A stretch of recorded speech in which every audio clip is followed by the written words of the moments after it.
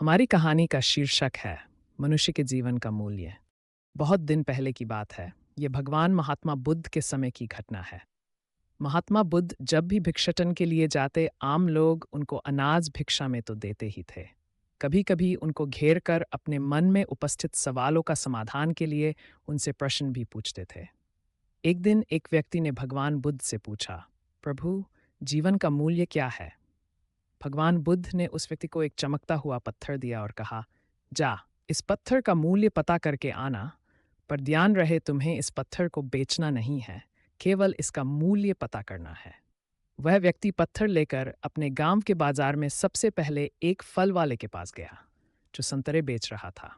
उस फल वाले को उसने पत्थर दिखाते हुए उसकी कीमत पूछी। उसने उस पत्थर की कीमत कुल 12 संतरे लगाई। उसके बाद वह व्यक्ति एक सब्जी बेचने वाले के पास गया। सब्जी वाले ने उसकी कीमत एक बोरी आलू के बराबर लगाई।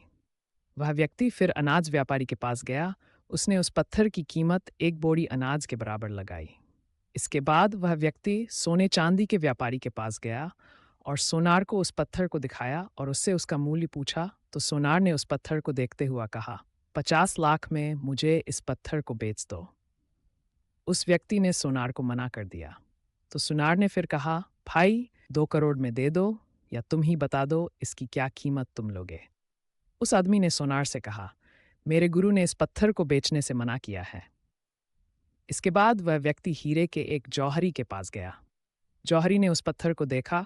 उसने उसे रूबी के रूप में पहचाना। उसने उस पत्थर के सामने एक लाल कपड़ा बिछाया और उस बेशकीमती रूबी की एक परिक्रमा लगाई, माथा टेका। फिर जौहरी उस व्यक्ति से पूछा, कहाँ से लाए भाई ये बेशकीमती रूबी? सारी कायनात क्या, सारी दुनिया बेचकर भी इस अनमोल पत्थर की कीमत नहीं लगाई जा सकती है। अब वह व्यक्ति हक्का बक्का रह गया। वह सीधे भगवान बुद्ध के पास गया और पैरों के पास दोनों हाथों को जोड़कर बैठ गया।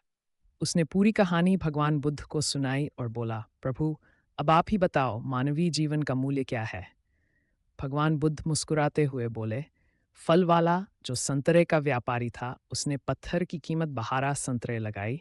सब्जी वाले ने एक बोरी आलू, अनाज व्यापारी ने एक बोरी अनाज, सुनार से 2 करोड़ और जौहरी ने इसे बेशकीमती माना। ठीक यही स्थिति तुम्हारे जीवन की भी है। तुम बेशक हीरा हो, लेकिन ध्यान रखना कि सामने वाले तुम्हारी कीमत अपनी औकात, अपनी जानकारी और अपनी समझ से ही लगाएगा। जीवन का मूल्य समझने के बाद वह व्यक्ति भगवान बुद्ध के चरण स्पर्श किया और चुपचाप वहां से चला गया।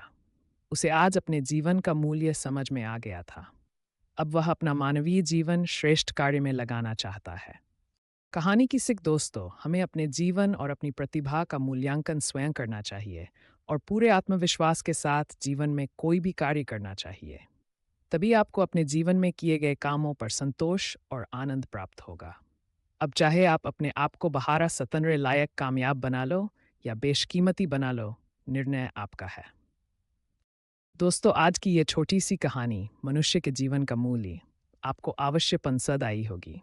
ऐसी और कहानियाँ सुनने के लिए आप इस वीडियो को लाइक, शेयर, सब्सक्राइब ज़रूर करें। धन्यवाद। नमो बुद्धाय।